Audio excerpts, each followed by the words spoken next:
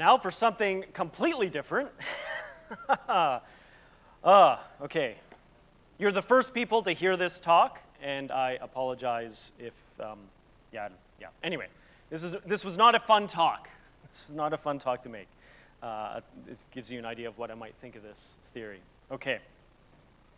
Critical race theory. It's everywhere.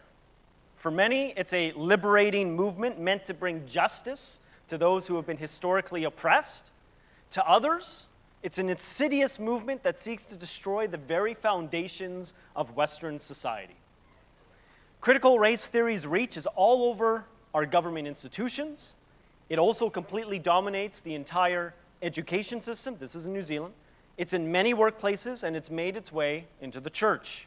So whether you like it or not, it is, or will shortly, be influencing your life. But what is it? Now, instead of just listing the beliefs of critical race theory, I'm going to unpack where the main ideas of critical race theory come from. I could just say something like, critical race theory believes the most important thing about you is your race. And if you are in a minority racial group, you are a victim of a white supremacist system that is rigged against you. And if you are white, you are privileged by a white supremacist system, and thus a racist exploiter and oppressor of any racial minorities. But honestly, the way you probably hear that statement and the way critical race theorists mean that statement are two quite different things. So to unpack these beliefs, I'm going to largely use these 5 books, which are considered by those who subscribe to critical race theory as the most influential and authoritative writings on the topic. You know, like How to Be an Anti-Racist by Ibram Kendi, White Fragility, Why It's So Hard for White People to Talk About Racism, but the more scholarly resources like Critical Race Theory and Introduction, Critical Race Theory, The Key Writings That Formed the Movement, and Words That Wound, Critical Race Theory, Assaultive Speech, and the First Amendment. Could I just interrupt? Yes. Would you like to let people know this material will be available? I was about to get to that. Yes. I just I'm writing it all down. Yeah. No, I'm not. So here's the thing. I am going to say a lot of controversial things. Probably like 20, 30 things that are just, right? However, I don't have the time to read full quotes which justify what I'm saying. I'll present snippets on the PowerPoint, but I'm going to not read, I'm not going to read most of them or even show all of them. But if you want full context quotes, I've printed a few documents here, which you can read. Large print, which is 17 pages, and small print, which is 10. And I just have, and basically it's, so let's see, what's a controversial claim, right? You know, there's no, critical race theorists don't believe in being objective or something like that, right? So then I'll say that, and then I'll have a quote, a citation, with full bibliography information and page number. You can go and read that quote if you want and read it here, or get even more information by reading the actual book. If you want any of these books, I have PDFs of all of them. I'll just send them to you, right? Yeah, but just to say, I didn't have enough time to say everything I wanted to say and read all the quotes that justify what I'm saying. But if you want those quotes, they're right there. You can read them. You can read them during the day and come back at me if you feel like I've misunderstood them, but I really don't think I have. Okay, so if you want to read those full context quotes, they are there for you. There's about 7 or 8 copies there, but I can email you the PDF. I'm more than happy to do that. Okay, I also want to thank people like James Lindsay, Helen Pucklows, Vodi Bakum, Neil Shenvi, Douglas Murray, Barry Weiss, Gad Sad, Deborah So, and in particular Ryan Chapman, a YouTuber, who basically provided the framework for this talk. So again, I'm not a smart guy. I'm just finding smart people and giving that to you. Okay, so further, critical race theory, having started in the United States, can be quite American-centric. But nonetheless, it should be easy enough to make parallels as we move forward and understand what is being said. And finally, after I unpack critical race theory, I'll provide a Christian response. Okay, so you ready? Ready? Just buckle in. I think so. This is not fun. Okay, so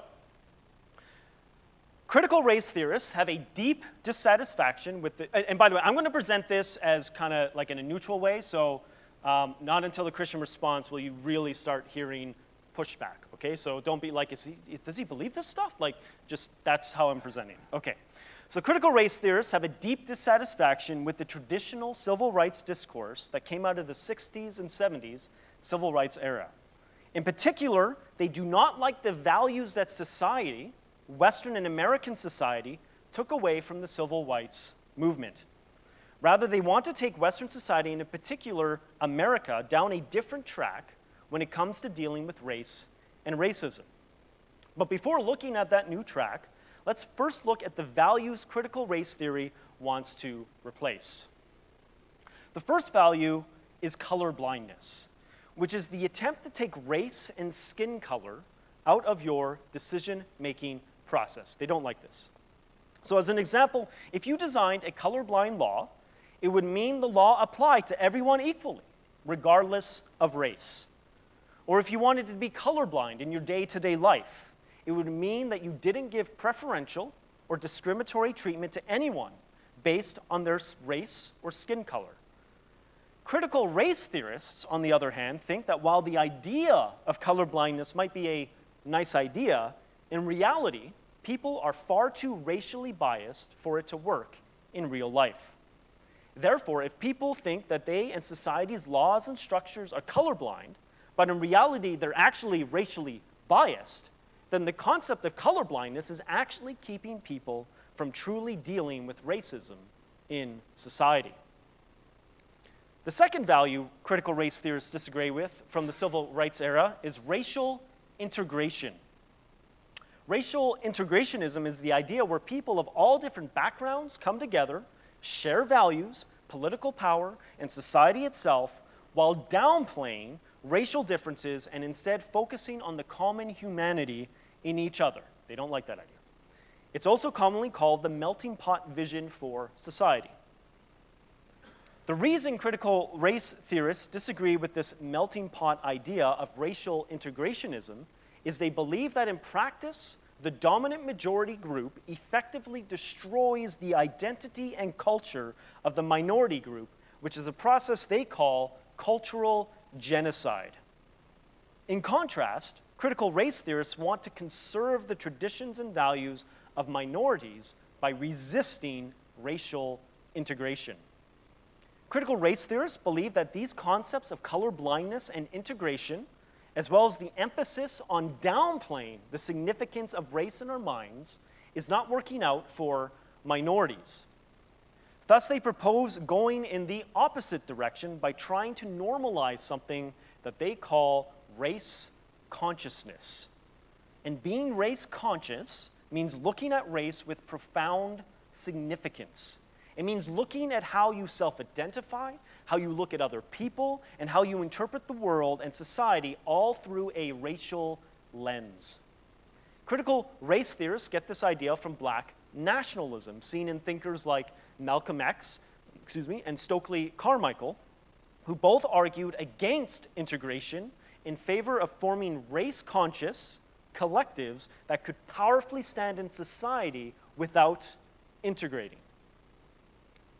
In critical race theorists' own words, with its explicit embrace of race consciousness, critical race theory aims to re-examine the terms by which race and racism have been negotiated in American consciousness and to recover and revitalize the radical tradition of race consciousness among African Americans and other people of color, a tradition that was discarded when integration, assimilation, and the ideal of colorblindness became the official norms of racial enlightenment.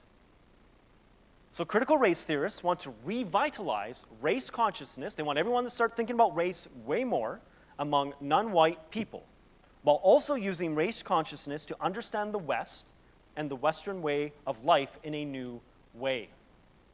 And one way they do this is by using an analytical method called deconstruction. Maybe you've heard this term. Deconstruction is basically looking at something closely in order to understand hidden ways that things relate to each other. Using deconstruction and race consciousness, critical race theorists seek to find in what ways race and racism factor into Western life. In particular, they want to use this process to question the very foundations of the liberal order, including equality theory, legal reasoning, Enlightenment rationalism, and neutral principles of constitutional law. Deconstruction using race consciousness is one part of their academic process which tells critical race theorists what the racial dynamics are in the West and where racism is happening.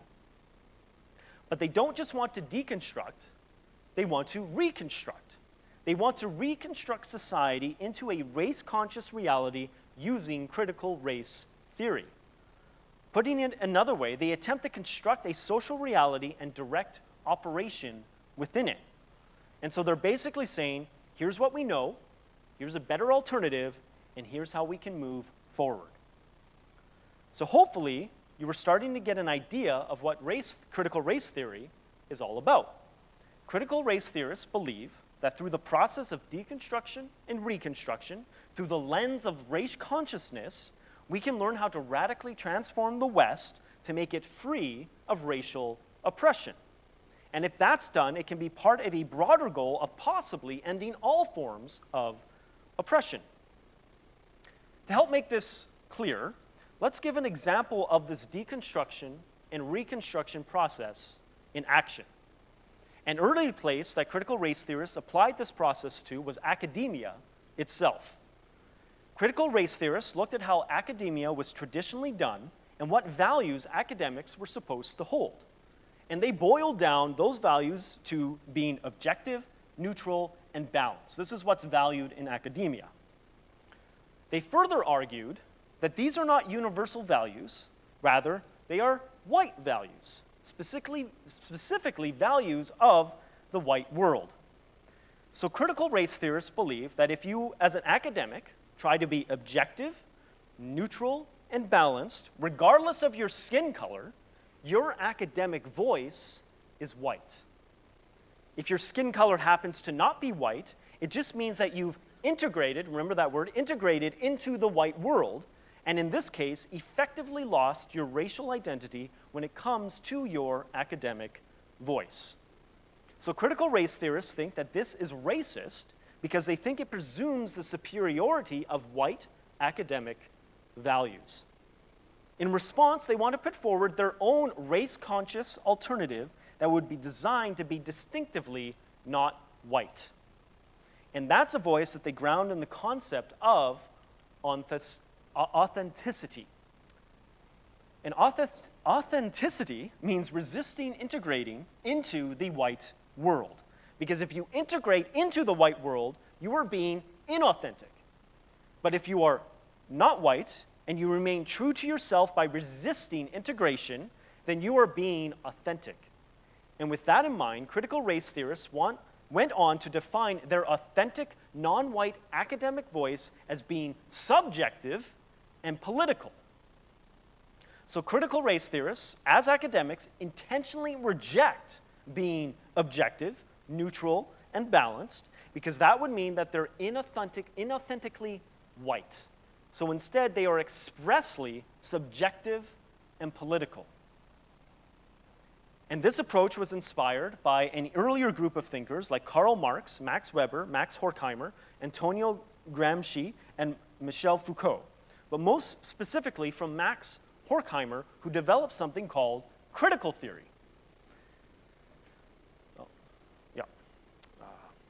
And according to Horkheimer, critical theorists work in academia with their political goals in mind, so they subjectively slant their academic findings to accommodate their political goals.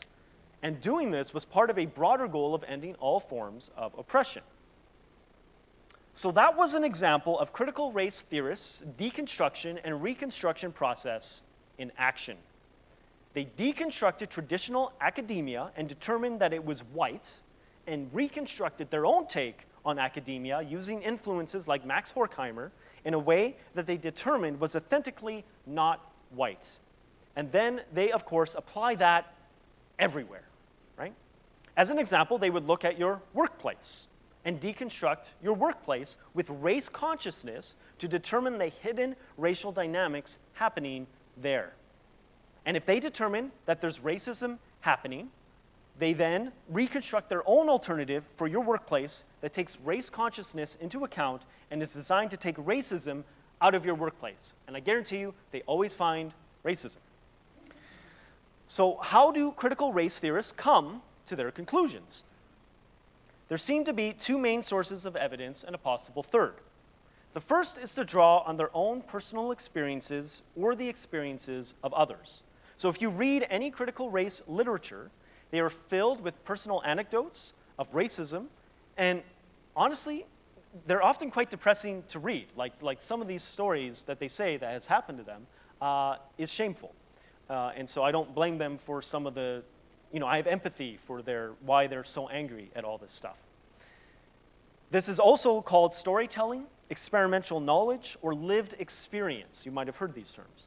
And is peppered throughout their writings as a means of supporting their claims.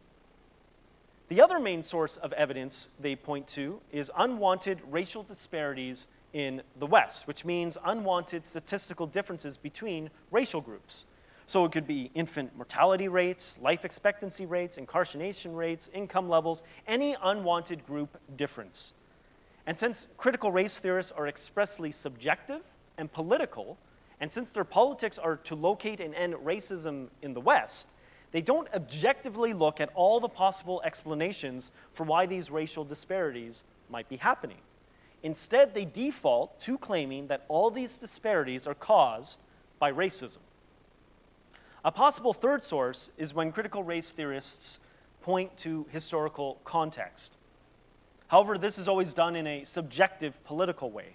So they will point to a history of oppression to make something sound more racist than it might otherwise appear. So they would point to a law or a behavior, an attitude, and say, because of a history of oppression, we can presume that the present unwanted laws, behaviors, or attitudes come from racism as opposed to some other reason. So because you were racist in the past, odds are these laws are only here because they're racist. Now would be a good time to explain what critical race theorists even mean by racism, because it's not how most people have traditionally thought about racism.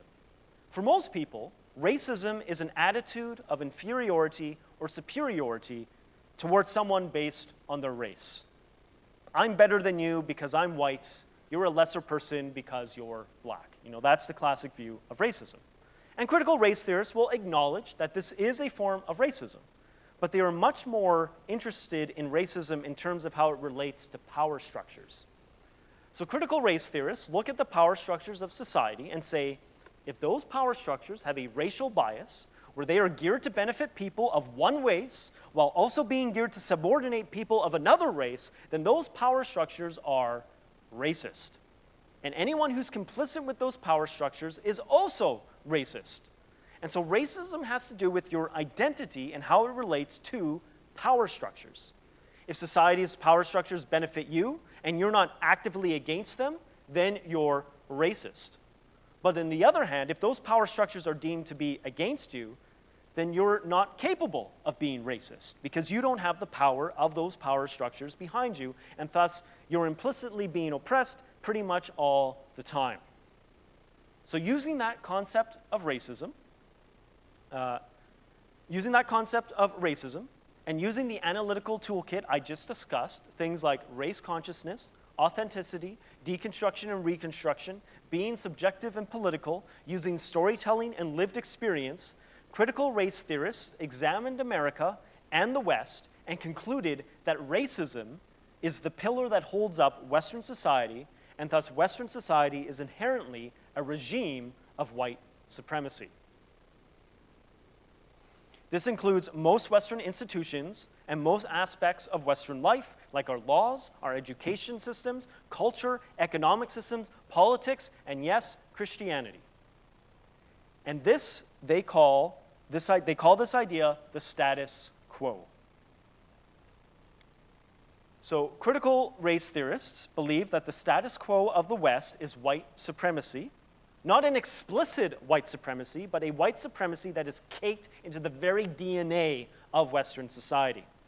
It exists in the minds of all white people, in a sort of subconscious way where white people are conditioned into a white supremacist mindset without necessarily being consciously aware of it. It should also be noted that the word white here isn't necessarily used in the way that we normally think about it. It doesn't necessarily correlate with your skin color. Anyone whose values are reflected in the norms of the Western status quo and is also benefiting from those values and is becoming successful within this society because of those values is effectively considered white as well. And this is because that person is integrated into the status quo instead of pursuing race consciousness. And this is why often sometimes Asians will be considered white people as well, right? Because they tend to do well in Western contexts. And so if you're Asian, you're white. Now you know, right? And so this common idea, not always, but it happens a lot more frequently than you would think. And so this common idea coming out of the civil rights era of white people sharing power with a more racially diverse set of people will not solve the problem in the critical race theory mind, because white supremacy is built into the very fabric of society. Even if the majority of people end up being from different racial backgrounds, if they integrate into the values of Western society, it would still be a white supremacy, just with a more diverse set of skin tones. And thus, critical race theorists believe that the only way to break out of this cycle is to actually change the fundamental values of society itself. We need to perform an exorcism of the status quo and effectively create an entirely new society. Now, you might then ask, well, what does this new society look like? And critical race theorists don't really know. They just know everything needs to change. One of the quotes is like, don't know, but just everything needs to change all at once now, right? And it's like, okay. However, even though they don't currently have a comprehensive vision of what society should look like, they do have some suggestions. One would be to make hate speech illegal against minorities, because hate speech affects minorities differently than it affects white people. Another, and this is American specific, would be to move away from one person, one vote and give more weight to race-conscious districting due to the effect of gerrymandering in that country. This is to ensure people get proper political representation in proportion to their racial representation in the population. Another idea is that we make a department of anti-racism that oversees government officials for racist behavior and to screen policy and reject it before it's passed if they believe it has any real or potential racism in it. Remember, this proposal is using the critical race theory of definition of racism, which means any policy that perpetuates the status quo of white supremacy. Others have suggested that critical race theory might be so heavily taught and ingrained in academia and the education system that it becomes so widespread and isn't questioned anymore. That critical race theory becomes sort of a fact of life, subtle yet everywhere like air in the atmosphere. And honestly, this is not too far off. I mean, it is everywhere, particularly in the education system. Further, because this critical race theory is a Marxist movement, there's also this running theme in their writing that capitalism is a problem as well and thus needs to end. So they don't have a comprehensive vision for the new society they want, but you can kind of get an idea of where they're headed from their suggestions. And if you're wondering if critical race theorists have a future in mind, like that famous Martin Luther King Jr. quote suggests, where, I look to a day when people will not be judged by the color of their skin, but by the content of their character, they don't really give any indication that that's what they want. If anything, you see comments going in the opposite direction, like talking about returning to a sort of racial nationalism, at least if you're not white. I should also talk a bit more about how critical race theory is a Marxist movement. It's true that it is a Marxist movement, but they're heavily adapting Marxism. So depending on how you count the adaptations, they're like third or fourth generation Marxism.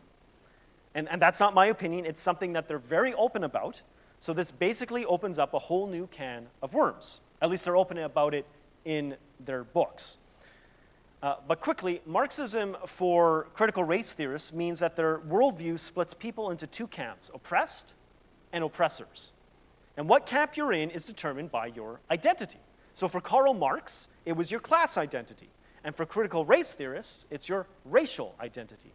So this oppression is built into the nature of society itself, which is the case, in the case of critical race theory, is systemic racism. And thus, the only way to get rid of systemic racism is to change society itself. In other words, have a revolution. You make the revolution happen by spreading awareness of that oppression. In other words, spreading race consciousness. And then once you've made enough people race conscious, they'll be able to rise up and make a new society free of oppression. And the details of what that new society looks like are always kind of fuzzy, as I said before, as told by the people advocating for it. Critical race theory also came about around the same time as various other movements which are popular now and are all ultimately influenced by Marxism and critical theory, and thus are cousins and make similar claims. So feminism came to be about the power dynamics in Western patriarchal society, which necessarily means men are the oppressors and women are the oppressed. Queer theory came to be about the power dynamics in heteronormative society, meaning that straight people are the oppressors and non-straight people are the oppressed. Gender theory came to be about the power dynamics in cisgender society, meaning that cisgender people are the oppressors and transgendered people are the oppressed.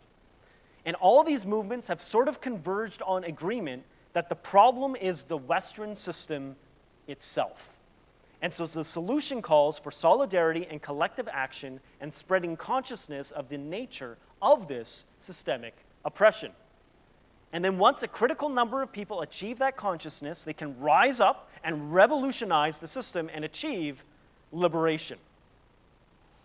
And the convergence morphed into the concept of, so as all these groups started saying, hey, and started noticing each other, they all started to group together and morphed into the concept of intersectionality, which you might have heard of, which is basically a rallying call for people in this overall critical Marxist movement to unite and also recognize each other's various forms of oppression. So that's critical race theory, and a bit about its Marxist and critical roots, and closely related cousins in feminism, queer theory, and gender theory. Okay. Do you want this, or should I just end here? Okay. I know it's a long stuff. Okay, so what might a Christian say in response to all of this? Okay, there's so much that can be said, but I was last night, up to last night, I was just cutting things out because it was just getting too long.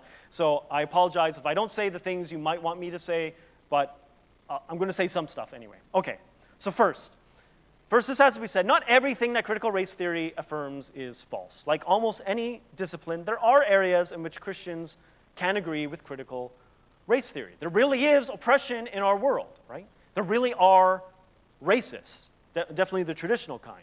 There are many things that need to change if we are to rectify past wrongs in our society. There are systemic issues, not quite the way critical race theorists posit, but nonetheless, there are systemic issues that exist and need to be addressed due to past wrongs. Okay, but what does critical race theory get wrong? Well, let's suggest some of the areas where I think critical race theory goes seriously astray, at least from a Christian point of view. So the first one needs to realize that critical race theory is not treated like a theory. It's treated as an all-encompassing movement and worldview. And as a worldview, it is entirely secular. It has very little room for God and almost zero tolerance for traditional and orthodox forms of Christianity. So if you're sitting here and you're like, you have any semblance of a traditional Christian belief, this theory does not like you, okay? If you or your children or your grandchildren are learning it, and if they are in any public institutions, then they are most likely learning this stuff, maybe not under the name of critical race theory, but definitely all the concepts of it. Realize that it considers your Christian belief as part of the problem that needs to be removed. Discussions will primarily be focused on race and power, with any oppressive institutions needing to be dismantled, including the traditional church. Okay, so that's one thing to keep in mind. Second, Christianity, like critical race theory, acknowledges the problem of racism. It sees racism as a serious and heinous sin. However, Christianity does not see racism as primarily unidirectional. In other words, when critical race theory talks about racism, it's almost always attributing racism as the societal sin of one particular group, white people. However, while Christianity acknowledges the sin of racism, it sees it as a multi-directional problem. In other words, not just the majority can be racist, but the minority too. Minorities can be racist against majorities, majorities can be racist against minorities, and here's the thing, minorities can even be racist against one another. And critical race theory, unlike Christianity, does not fully acknowledge the fact that racism can happen in virtually every direction. In Christianity, every person needs to acknowledge the propensity to be racist in their heart. It's not just a one-way street, it is a multi-way street. Not only that, but when you read your Bible, one of the things that you're going to notice is that race is not the primary way that human beings should categorize themselves.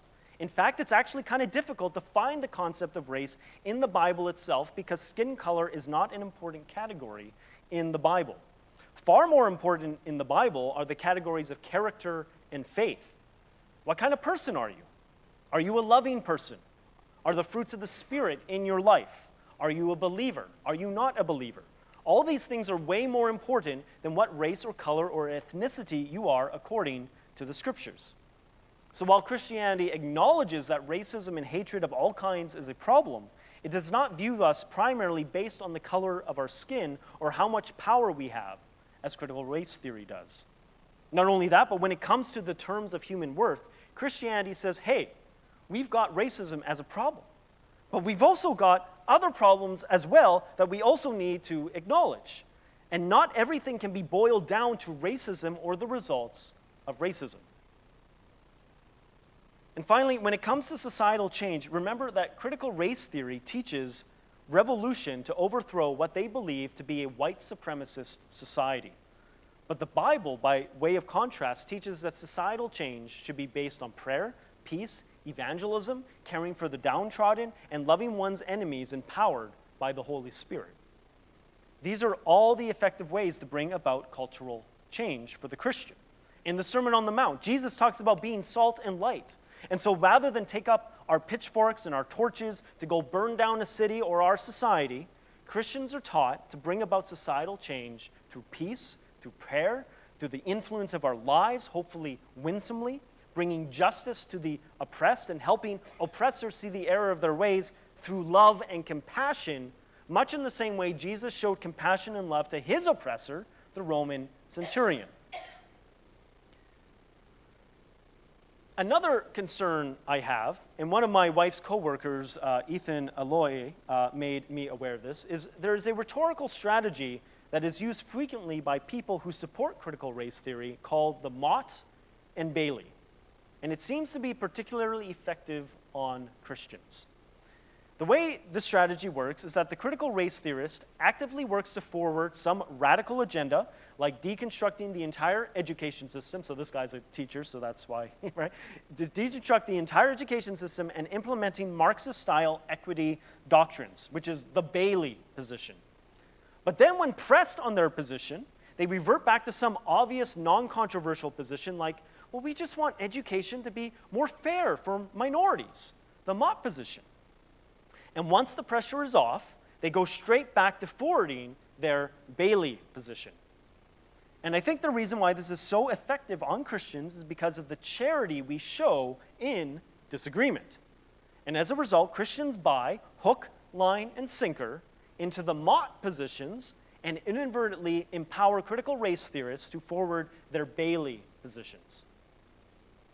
Here's an example of a quote posted favorably by a more progressive liberal minister in the PCANZ, which is our denomination here. The person he is quoting is a person named Trevor Norris, and this quote is an example of spreading the Mott position of critical race theory. This is what he says. He says, critical race theory is basically the study of how various legal and social structures present today, often created during times of slavery or segregation, often with the express purpose of negatively impacting non-white peoples, negatively impact peoples who are not white today. This is largely what it's about. People saying it's about saying all white people are racist, or that it ignores or eliminates individuality, or that it rejects reason or objectivity are missing the point entirely. It's not about any of that. It's about diagnosing the disease. Various legal and social structures that have horrible effects on non-white people and arguably the whole of society by extension, so you can cure the patient, which is a society plagued with a whole complex of social ills because of said structures. But as has been pointed out, quoting their actual documents, critical race theory does teach that all white people are racist. It does ignore individuality by making everyone collectively guilty or everyone collectively innocent, and it does reject the academic values of reason and objectivity. And as soon as you stop paying attention, the Mott position disappears, and the Bailey position of critical race theorists is what is implemented. So this is something you really have to be mindful when discussing critical race theory with others. Because if it was just this non-controversial opinion of, look, we just want things to be more fair, then yeah, of course, everyone can get on board on that, but that's not what's really going on, right? So, right.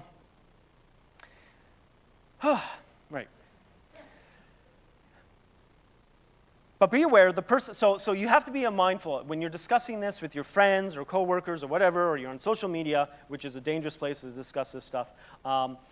So this is something you have to be mindful of. But be aware also that the person who's presenting you the lesser Mott position might not even be aware that that is what they are doing. They might think the Mott position is critical race theory, but you know better, right? Okay, so I do have one secular concern. And that is that critical race theory, actually I have lots of secular concerns, but one for this talk. I have one secular concern, and that is that critical race theory, like any Marxist movement, destroys everything it touches. The 20th century is a classic example of this, with over 100 million deaths at the feet of Marxism. I don't know how many millions you need to tell you it's wrong, but obviously that's not enough. So see, some worldviews, like Christianity, tend to look up, right? They see God or the good, and they are aware of sin, but their eyes are on God and the good. And it makes people who follow them better people. But other worldviews look down, and they focus on sin and are only vaguely aware of God and the good. And critical race theory is a worldview that looks down. It's always focused on negative thinking. The heart of critical race theory is the philosophy, if we just focus on the negative, then the positive will eventually emerge. But that's bogus. And a classic example of this recently in New Zealand is when School Strike for Climate Auckland, I don't know if you heard this story, it happened like last week, probably the most successful climate organization in New Zealand in recent times, self-immolated itself, like just lit itself on fire, right? Because of critical race theory.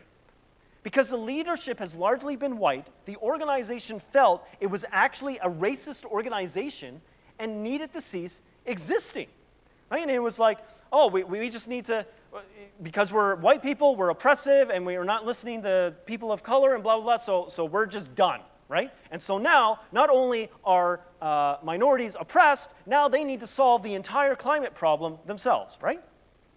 And it's just, and it was interesting seeing all my progressive friends who care about climate justice and who, up to this point, supported critical race theory, seriously start to second guess that support, right? Because if we're going to fight climate change, or really any injustice in our world, we need to work together as the human race, not divide each other by race, right?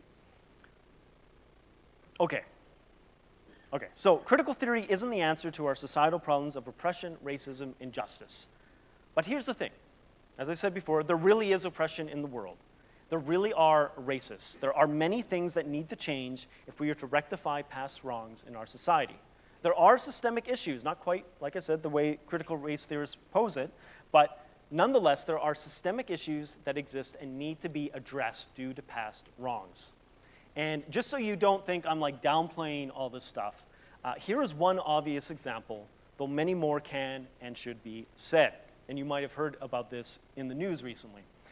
In Canada, and I bring this up because I was raised as a Canadian, one of the church's greatest sins against Canada's First Nations people, so those are the people who were there before the Europeans got there, was our support of and participation in something called residential schools. And under the pretense of wanting to give First Nations people a gift of education, the Canadian government, and then enabled and enacted by the church and supported by the church, forcibly removed thousands upon thousands of First Nations children from their homes.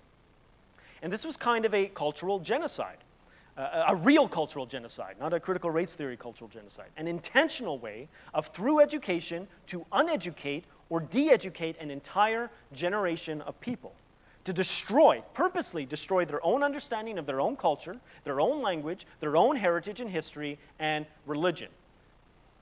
I mean, this is real stuff, not the stuff critical race theory is talking about. Thousands of children died throughout this century-long project, and some through neglect, some through abuse, and some through suicide. And we participate, this is the church too, in forced sterilization of First Nations people, taking eugenics to a whole new level.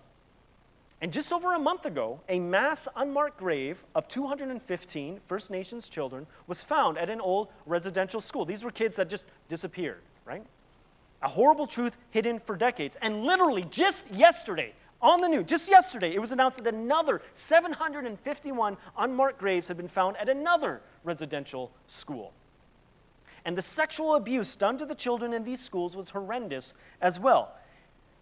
And when did these schools close, you may ask? You may ask, when did nice, progressive, enlightened Canada close these schools? Well, they were open from 1870 to 1996, right? 1996. I'm sure most people in this room were alive in 1996. Even me, right? And the horror of the residential school project didn't stop when the schools eventually closed. Because now we have generations of First Nations children in Canada who are growing up into their adulthood never having experienced family. And that doesn't set you up for success into today's world. And so today the destruction continues, the heartache continues, and Christians have been a part of that, at least in Canada. And we made the mistake of confusing European culture with Christ, and with the noble intent of wanting to share Jesus with people, we instead imported and enforced our own culture, often forcibly, which led to the destruction of families. And having a stable family is the number one predictor of success in our world today. Now, New Zealand never had the residential school system that Canada had, but it does not take much searching to see some of the horribly damaging things to the Maori people done by Europeans, which have had similarly negative effects on the Maori people. And as believers in Christ, we just have to be honest about that. The church has dropped the ball on racial injustice, and because of that, it has made it super easy for things like critical race theory to come and fill that vacuum. Because there's a huge vacuum, and that should not be. Because Christianity is not simply believe this doctrine and you're good to go. No, Jesus tells us, whoever wants to be my disciple must deny themselves and take up their cross and follow me. Jesus is calling us to action. We need to love God, love truth, and love others. For example, we need to love the truth that Jesus died for us while we were still sinners, and thus love the truth that we also need to love others while they are still sinners. We need to do what Galatians 6:2 says and carry one another's burdens. We need to realize that there has been some big injustices, and we need to start carrying those burdens with each other.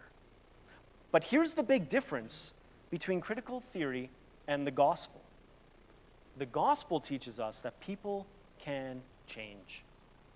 I believe the gospel teaches us that people can change. Society doesn't have to be destroyed. You do not have to be destroyed for change to happen. That's the Christian gospel. Rather, you can be transformed by the grace of the gospel of our Jesus Christ. the Lord Jesus Christ. Further, the fact is if you live in 21st century New Zealand, you have more freedom, prosperity, and peace than most of the rest of the world at most other times in history. And this is true for most everyone, even the majority of the most disadvantaged in New Zealand society. Because living in most of human history was horrible. It's a horrible, crazy, right? But New Zealand and Western society, based on Christianity, Enlightenment insights, and the scientific method, led to the Industrial Revolution, the rule of law, individual liberty, private property, and capitalism, all the basic ingredients of the recipe that has raised most of humanity out of poverty over the last 2 centuries, as well as given rights and equality to countless people. Today is better than the 1700s. It's just, there's no question. In particular, the idea of treating people as individuals instead of their group identity has been incredibly important to creating the freedoms we have today. But critical race theorists have fallen into the same trap that 19th century European Christians fell into when they saw people like the First Nations not as individuals made in God's image, but as groupings that needed to be changed through cultural upheaval. We've seen this before, where you just treat a whole group as people as just one group, and you just got to change them all. Critical race theorists are married to an ideology that wants to tear all of Western civilization down, including the historic Christian church. But those familiar with the history of violent upheavals and revolutions should be quite dubious about the entire concept of ushering in a golden age by means of violent insurrection or force from the top change. I want to say, and the gospel wants to say, no, you don't need to tear everything down. The individual can be changed. And if you change enough individuals, real societal change can happen by keeping what is good and fixing what is bad through individuals united in the gospel of Jesus Christ. Amen? Amen. Okay. And that is that. And yeah, there's a lot more that could be said, but yeah. Have we got a mic, please? Thanks, Satendra. You told us very clearly the problem, and you told us the solution lies with us. But we all have these prejudices we can't mistake. Can you suggest any remedy? Yeah, I mean, this is what's difficult, is that there's not a lot of good resources. It's like if you want to read about the prejudice you might have, you either have to read this stuff or nothing, right? And it's because we've kind of dropped the ball, right? There's not enough Christian work on these issues, which is why I said this has come up in the vacuum. This is why, especially like progressive Christians, they just eat this stuff up because they've been desperate for people to actually address these issues. And I don't blame them. I get that, right? But I mean, ultimately, one thing you could do is read this stuff, but I'll tell you, it's just, if you have a soul, it just kind of sucks it right out of your body and just, but it also will make you very well aware of some of the prejudices that do exist. So that's one option. Another is, and this depends on the person, but maybe talk to people, to friends who are of more ethnic minority descent, and ask them their experiences and just get to know. They might not want to, just because that can be difficult sometimes, conveying those stories, but it can be helpful if they're willing to share, to find out what are some of the things that have been done that maybe you've unintentionally done or other people have unintentionally done that has made things difficult for them. And I think we need more of those conversations, and I think that can go a long way to learning. And so read some of this stuff, talk to your friends, and also take seriously the gospel's call that we are to be salt and light in our world, and we're not supposed to just believe right things, but we're actually supposed to do good in the world. Yeah. And prayer, as you said, 100%. Yes. Yeah, well, yeah, we need the Spirit as well, 100%. Yeah. It seems as if you presented a very strong argument we're in Palmerston North, near Massey University, quite a strong hub in the social sciences department, which might be strongly influenced by critical theory. And so you seem to imply that you're either a Christian or you adhere to critical theory. If you have some allegiance to both, you're probably not one or the other. Would that be right? Well, I mean, lots of people hold contradictory beliefs in their head at the same time. Like I said, there are truths in critical race theory, right? You know, there is oppression in the world, for example, right? That's a unique, it's not, you know, we share that belief. What that oppression might look like, we would define it differently, right? There'd be overlap, but there would be differences. So but if you read the literature, if you understand critical theory and critical race theory as it's articulated by the people who advocate for it in the writings that they publish, they are contradictory. They're as different as Islam and Christianity are, right? Islam and Christianity have a lot of similarities. They both believe in God. They both believe in Jesus. They both believe in heaven. They both believe in hell. They both believe in the resurrection. They both believe in the Virgin Mary. Well, that sounds like they're the same religion. But no, there's a lot of things that make them radically different. And so it's the same thing with critical race theory, critical theory, and Christianity. They both believe in oppression. They both believe racism exists. They both believe Europeans have had a, maybe above average role in that in recent times, right? They have a lot of similar points, but how they get to those points and their solutions to those points are just so radically different that it's not helpful. Yeah. Can I follow up? Yeah, 100%. In the context in New Zealand, you began by saying that CRT was creeping into everything. Yes. But maybe I could suggest that critical theory has been in New Zealand since its very foundation. The Treaty of Waitangi identifies New Zealanders by race. The Waitangi Tribunal seeks to address issues because of race. We're all beneficiaries of a socialist system which doesn't seem to have been destroyed everything it touches, whether it be superannuation, a health system, or an education system. And so I wonder, in the context of New Zealand, if you've given us a bit of a straw man from the United States, which doesn't actually apply in this country, and wonder how you'd respond to that. Yeah, the mistake is that people equate social welfare with Marxism and socialism. Those are not the same things. So people often point to, let's say, the Scandinavian countries and say, well, look at those brilliant socialist utopias.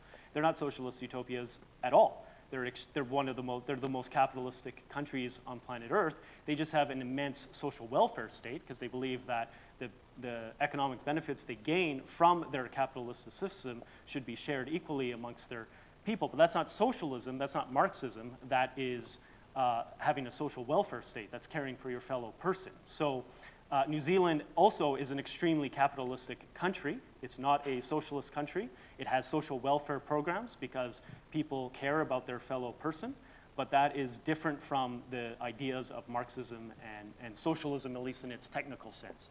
But unfortunately, these terms are nebulous, and socialism just is this blanket term because of the United States. Socialism is this blanket boogie term, but it's not, if we're using words as they're defined, I wouldn't say New Zealand's a socialist country at all. It just has a social welfare system because you care, right? So that's very different than the government controlling all the means of production and all that sort of stuff, right? So and the Marxist ideas of oppressors and oppressed and all this sort of stuff, that is not in the traditional thinking of New Zealand. It's not in the Treaty of Waitangi. That's not anywhere. So that's what I would say in response to that. Yeah. Yes. I thank you for bringing the whole thing together. It's really great. There's only one question I have. You seem to extol capitalism. Is capitalism biblical?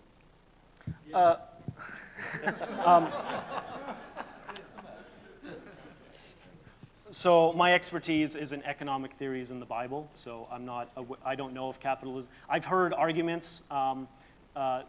You know, people will make arguments. You know, where Jesus, says, "Give to Caesar what is Caesar." This shows like limited government, and that we're supposed to pay our tax. And and people get into these weird things. I'm not an economist.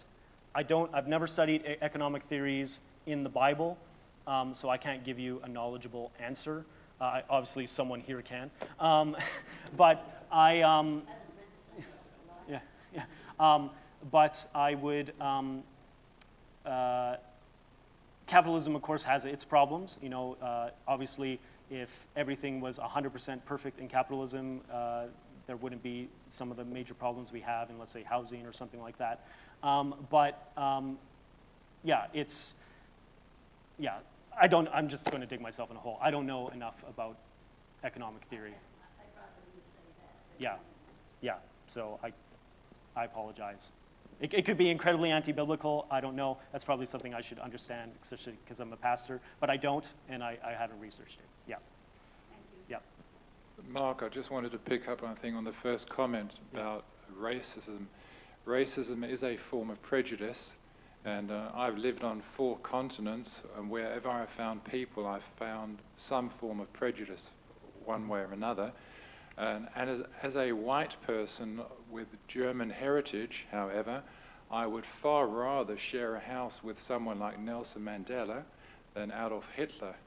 But more to the point, as a Christ follower, I'm immensely thankful in one sense, particularly in this conversation, that my Savior was a Jew, a minority group, and probably, Middle Eastern origin, with a brown skin color. So for me, when I read the word, God, as far as I can see, is only concerned with what's on the inside our hearts.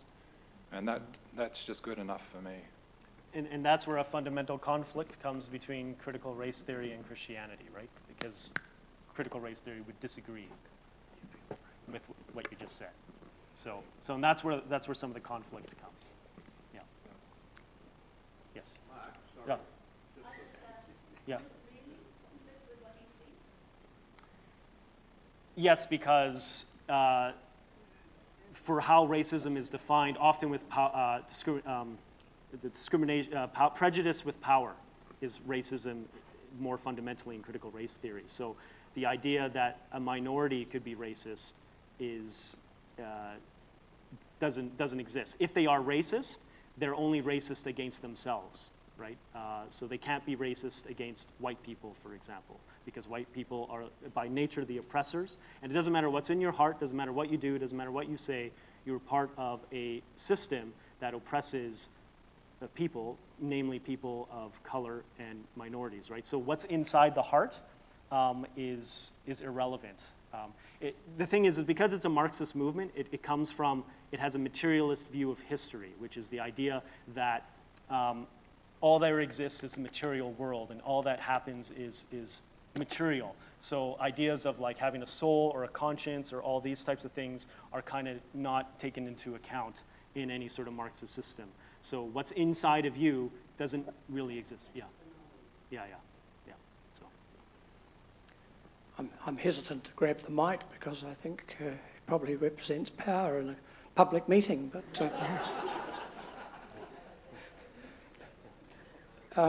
I'd be interested in your comments about what's spontaneously happening in the Christian scene, because it seems to be going quite against what critical race theorists would say.